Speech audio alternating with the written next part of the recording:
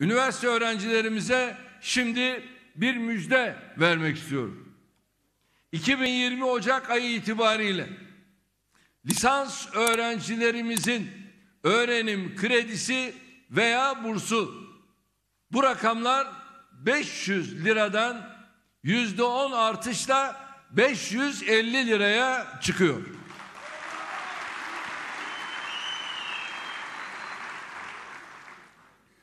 Hatırlarsanız bu rakam bir hükümete geldiğimizde neydi? 45 lira. 45 liradan şimdi 550 liraya çıkıyor. Nereden nereye? Öğrenim kredisi rakamları Ocak ayından itibaren yüksek lisansta 1100 lira, doktorada 1650 lira olarak uygulanacak. Yeni öğrenim kredisi ve bursu rakamlarının tüm öğrencilerimize hayırlı olmasını diliyorum. KOBİ'lere en büyük destekler hükümetlerimiz döneminde verildi. Savunma sanayi şahsen ilgilendiğim ve gerçekten göğüs kabartıcı başarılara imza attığımız bir diğer alandır. Hep söylüyorum, yine söyleyeceğim. Geldiğimizde yerli olarak %20 ama şimdi %70'e varan bir yerli üretimi savunma sanayinde yakaladık.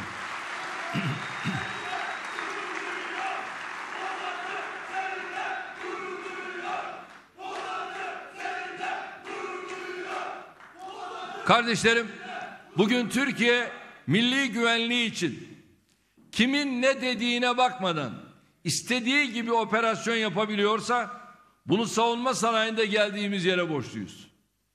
İnşallah kendi savaş uçağımızdan her türden motorumuza kadar tüm savunma sanayi ihtiyaçlarımızı kendi imkanlarımızla üretebilir hale gelmemiz çok yakındır. Muhtarlıklardan Cumhurbaşkanına kadar kesintisiz işleyen bir kamu yönetimi sistemiyle milletimize sunduğumuz hizmetlerin kalitesini her alanda sürekli yükseltmenin gayreti içindeyiz. Cumhurbaşkanlığı hükümet sistemi bu bakımdan ülkemizin geleceğine bıraktığımız en büyük miras, en büyük armağan olacaktır. Kardeşlerim, ülkemizi diğer alanlarla birlikte ekonomide de fevkalade ileriye taşıdık.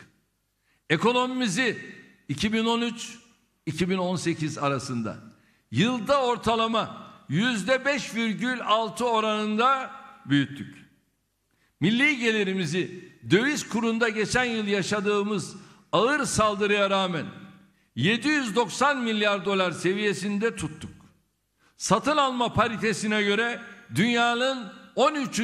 büyük ekonomisi durumundayız.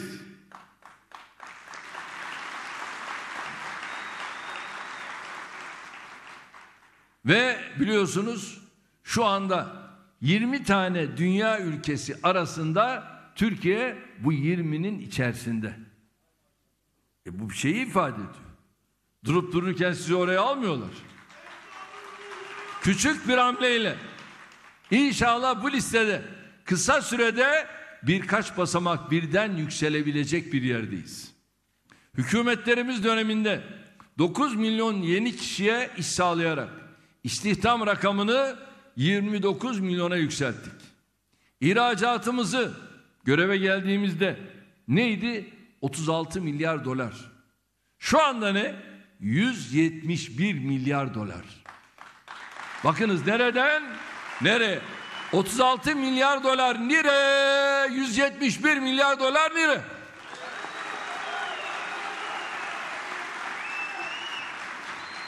Genel ticaret sistemine göre de 180 milyar dolara çıkardık.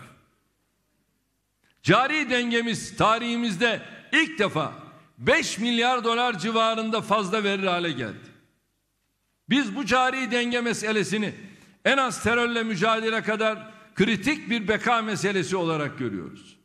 Onun için de bu konudaki kararlı duruşumuzu sonuna kadar sürdüreceğiz.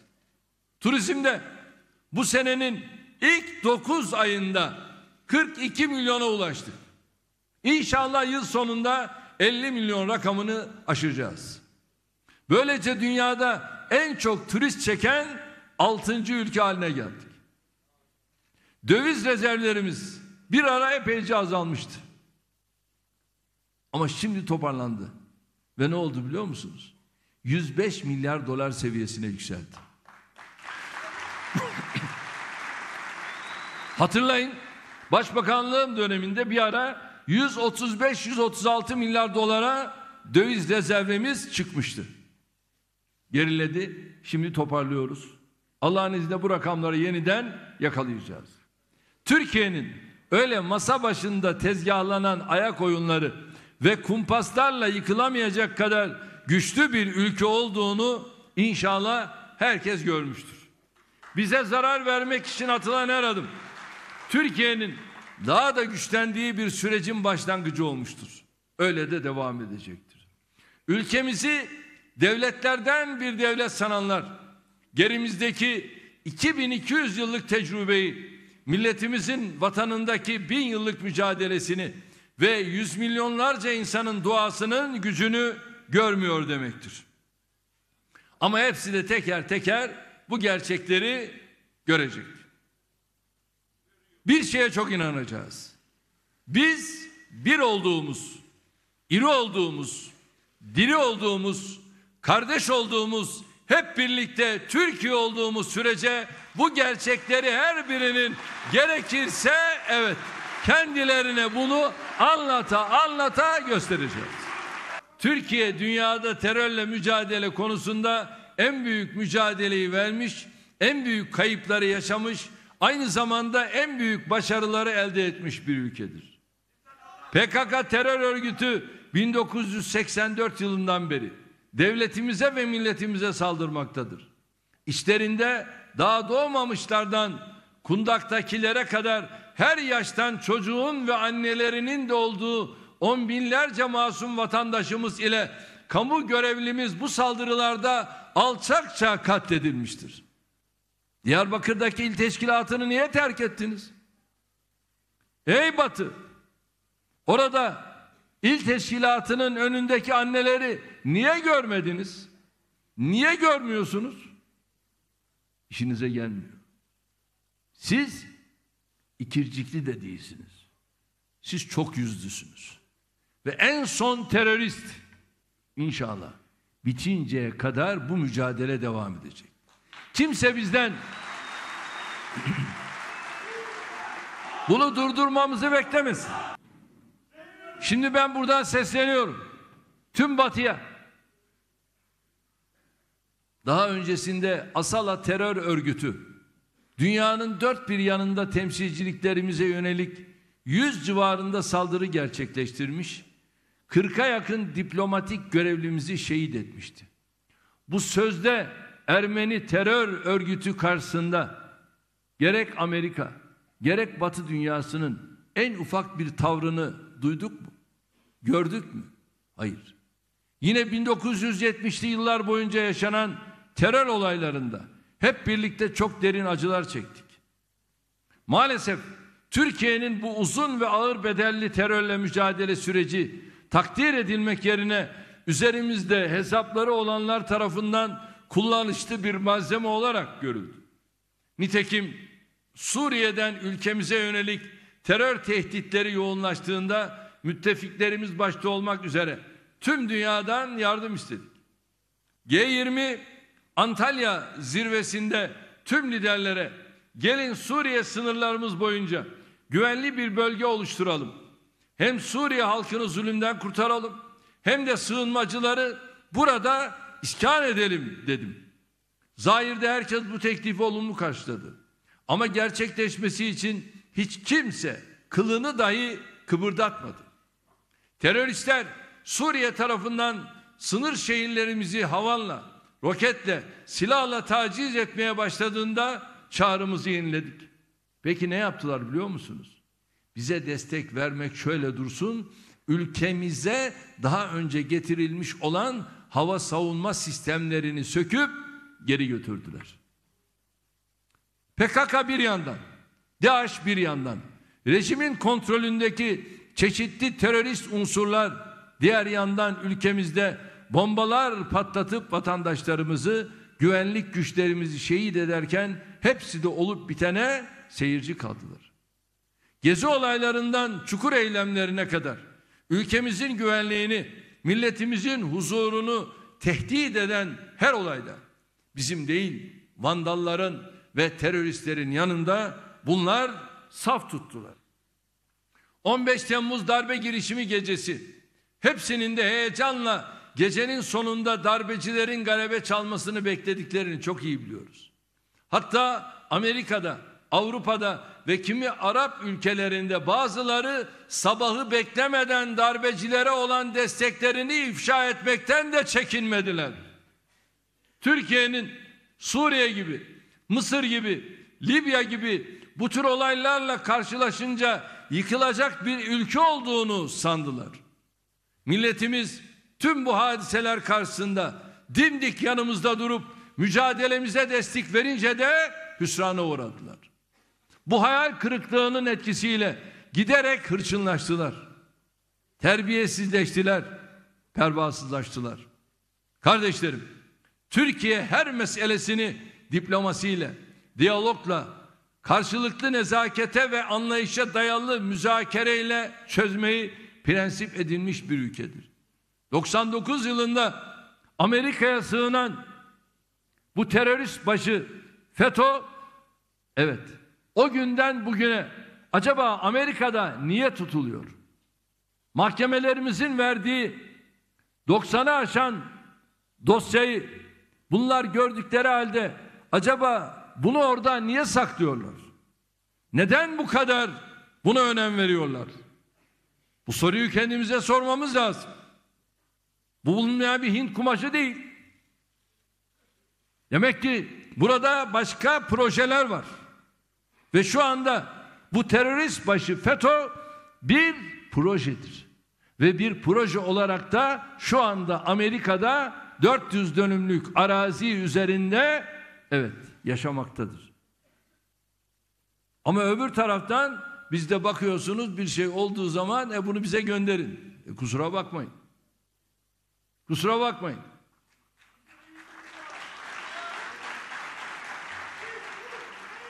Malum DAEŞ'in başı kendini öldürdü.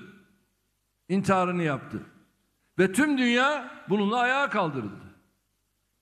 İyi güzel de şimdi bunun dışında olanlar gerçekleştiğinde niye acaba sizler gerekli desteği vermiyorsunuz? Sizler de gerekli desteği burada vermeniz lazım. O ne kadar sizin için önemliyse evet FETÖ denilen bu terörist başı da bizim için o denli önemlidir. Ve atmış olduğu adımlarla, yaptıklarıyla bu adam benim 251 kardeşimi şehit ettiler. 2193 vatandaşımı şehit ettiler. Bunun bir bedeli olmayacak mı? Bunun bir bedeli de kesinlikle bu adamın Türkiye'ye teslimidir. Bunun için ha APO, ha FETÖ. Hiç fark yok.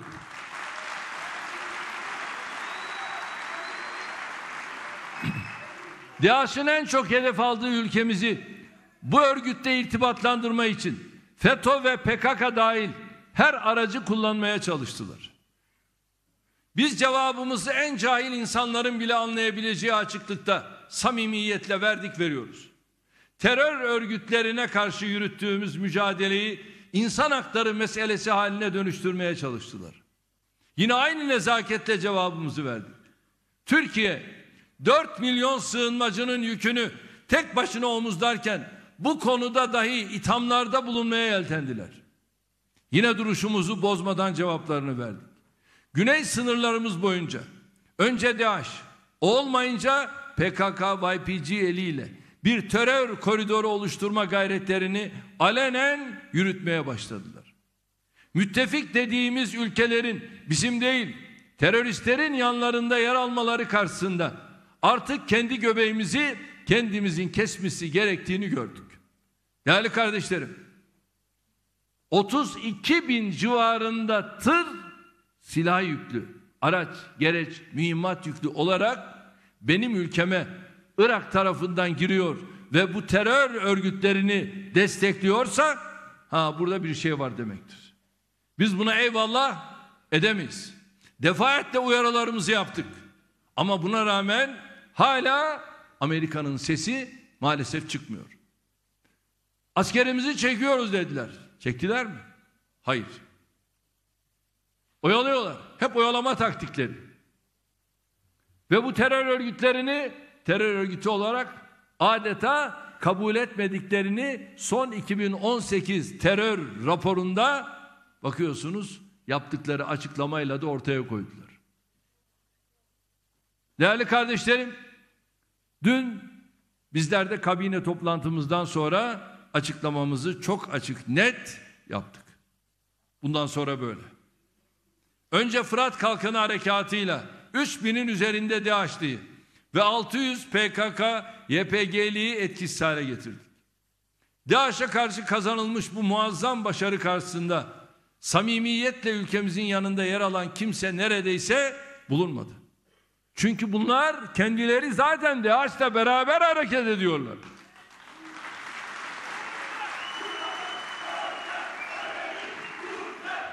Ardından Zeytin Dalı Harekatı'yla Afrin bölgesini PKK-YPG teröristlerinden temizledik ve DAEŞ tehdidinden kurtardık. Bu defa sessiz kalmadılar. Oldukça ağır bir şekilde ülkemizi eleştirmeye kalktılar. Tabii önce söylenen laflara baktık, sonra söyleyenlere baktık ve hiçbirini kale almadık.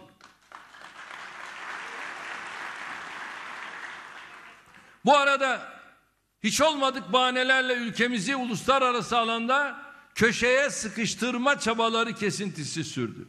Amaçları Türkiye'yi takatsız bırakıp güney sınırlarımız boyunca kurmaya çalıştıkları terör koridoruna razı etmekti. İşte bu da biliyorsunuz değerli kardeşlerim Irak sınırından Cerablus'un biraz daha batısına kadar orada bir koridor açmak. Çünkü bu koridor ülkemiz için bir tehdit oluşturacaktı. Buna fırsat vermedik. Savunma sanayi alanında tam anlamıyla bir örtülü ambargoya maruz kaldık. Türk Silahlı Kuvvetleri'nin operasyonlarında kullandığı her türlü silahın, mühimmatın, teçhizatın tedarikini engellediler. Bir basit tabancanın bile bize satışını engellediler. Ya bunlar bizim için leblebi çekirdek ya, biz bunu zaten üretiyoruz.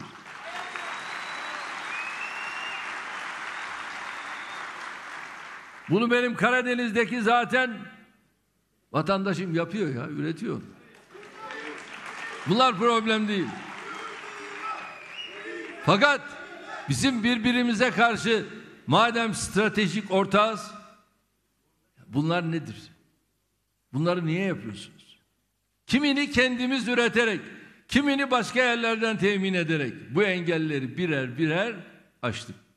Mesela sınırlarımıza yapılan yoğun saldırılar sebebiyle acil ihtiyaç duyduğumuz hava savunma sistemlerini bize satmadıkları için gidip Rusya'dan S-400 aldık. Buna rağmen durmadılar. Projenin kurucu ortağı olduğumuz, üreticisi konumunda bulunduğumuz, parasının da bir kısmını ki 1 milyar 400 milyon dolardır ödediğimiz F-35 savaş uçaklarımızı bize teslim etmek istemediler. Bunun üzerine biz de öncelikle kendi milli muharip savaş uçağımızın geliştirilmesi sürecini hızlandırdık. Aynı zamanda alternatif tedarik yollarını araştırıyoruz. Dünyada alternatifsiz hiçbir şey yok. Hepsinin alternatifi var. Yeter ki paran olsun. Verirsin, alırsın. Bu konuda da bizi teslim alamayınca asırlık hesapları gündeme getirip kinlerini kusmaya başladılar. Kardeşlerim, şu gerçeği herkesin bilmesini istiyorum. Terör örgütlerine verilen her destek, bu yönde atılan her adım sadece bizim mücadele azmimizi belirliyor. Barış Pınarı harekatımızı başlatmadan önce ülkemize böyle bir adım atmaması konusunda ne büyük tehditler savrulduğunu hatırlıyorsunuz değil mi? Asarız, keseriz, vururuzdan başlayan bu tehditlere rağmen Barış Pınarı harekatını başlattık mı? Başlattık. Peki bizi asan, kesen, vuran oldu mu? Olmadı. Niye? Çünkü bunlar mertçe mücadele etmeyi bilmezler. Bunların her işi sinsilik, ikiyüzlülük, tuzak kurma, oyuna getirme üzerine kuruludur. Şimdi yine benzer çabalar içindeler. Her gün birileri çıkıyor, ülkemizi tehdit ediyor. Meclislerinde bizim için hiçbir hükmü olmayan kararlar alıyorlar. Gazetelerinde mürekkebinden kin ve kan damlayan yazılar yazıyorlar. Ekranlarda ağızlarını köpürterek analizler yapıyorlar. Arada bir de mektuplar yazıyorlar. Böyle yapınca Türkiye korkup geri mi çekiliyor? Siz PKK, YPG'yi terör örgütü olarak raporlarınıza yazmayınca bu eli kanlı katiller ibra mı oluyor? Elbette hayır.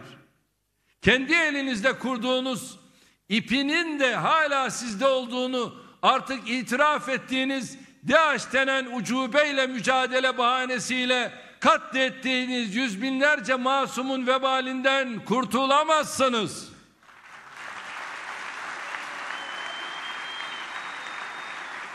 Türkiye'nin terörle mücadele operasyonlarında tek bir sivilin bile burnu kanamazken diğer ülkelerin operasyonlarında oluk oluk sivil kanı dökülüyor olmasını dünya kamuoyunun takdirine bırakıyoruz. Bizi haklı mücadelemiz için eleştirenler, tehdit edenler, durmaya ve geri çekilmeye zorlayanlar, teröristler karşısında böyle kararlı bir duruş sergilememişlerdi. Çanakkale'de 7 düveli dize getirmiş, İstiklal Harbi'nde 7 düvele rağmen yeni devletini kurmuş, bunca yıldır terör örgütleri vasıtasıyla vurulan darbelere rağmen dimdik ayakta kalmış Türkiye bunlara mı eyvallah edecek?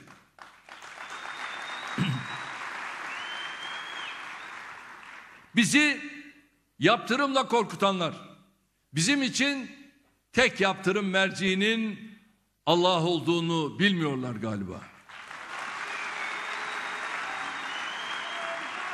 Bize kendi isteklerini dikte etmeye çalışanlar bizim sadece milletimizden emir alacağımızı da bilmiyorlar galiba. Türkiye'yi müstemlekeleriyle karıştıranlar gerçeği görmek için bundan daha açık ne tür bir bilgi, belge, karar bekliyorlar veya olabilirler. İşte burada tekrar söylüyorum. Değerli kardeşlerim, bu bayrak inmez. Bu ezan susmaz. Bu ülke bölünmez.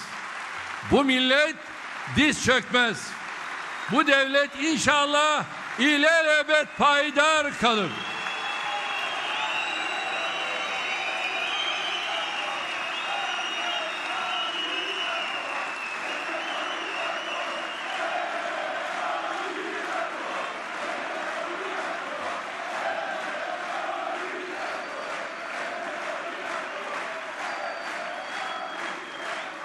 Değerli kardeşlerim, duymayan kulaklar duysun, görmeyen gözler görsün. Nasırlaşmış yürekler bu gerçekleri artık anlasın. Türkiye, Suriye ve Irak topraklarında tek bir terörist kalmayana kadar mücadelesini sürdürecektir. Ülkemizde yaşayan Suriyelilerin evlerine gönüllü dönüşleri için gereken güvenliği, huzuru, altyapıyı kurana, gerekiyorsa bunun için yeni şehirler inşa edene kadar buradaki işimiz bitmeyecek. Amerika ve Rusya ile varlığımız bir mutabakat yaptık. Bu mutabakata biz bağlıyız. Bir şartla. Muhataplarımızın da sözlerini yerine getirmeleri halinde bu geçerlidir. Her iki tarafta da belirlediğimiz güvenli bölge sınırları içinde hala teröristlerin bulunduğunu biliyoruz ha. Yani bizi teröristleri buradan çıkarttık. Buralar teröristlerden arındırıldı laflarıyla aldatamazlar. Daha buralar teröristlerden arındırılmış değil. ne Tel Rıfat'ta ne Münbiş'te hala teröristler oralardan çıkarılmış değil. Aynı şekilde değerli kardeşlerim, Resulayn'ın doğusunda, güneyde yine teröristlerden bu bölgeler arındırılmış değil. Bir taraftan zaten petrolü ben çok severim dediği zaman ne var orada? Petrolün yanında petrolü beraber üreteceği teröristler var. Çünkü oraları kim işletiyordu? Bu teröristler işletiyordu. Bütün geçim kaynakları orasıydı.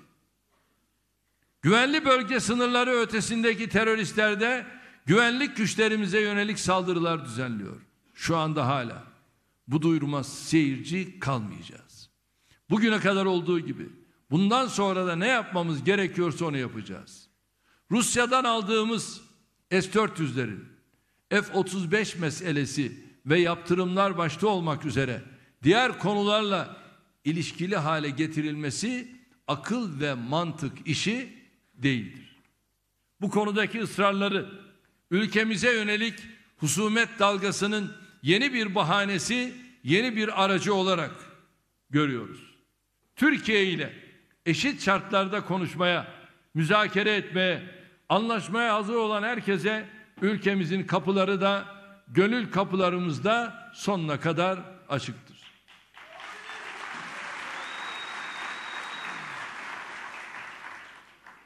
Ülkemizin ve milletimizin istikbaline, onuruna halel getirecek her türlü davranışı, her türlü teklifi, her türlü ifadeyi peşinen reddediyor, sahiplerine iade ediyoruz.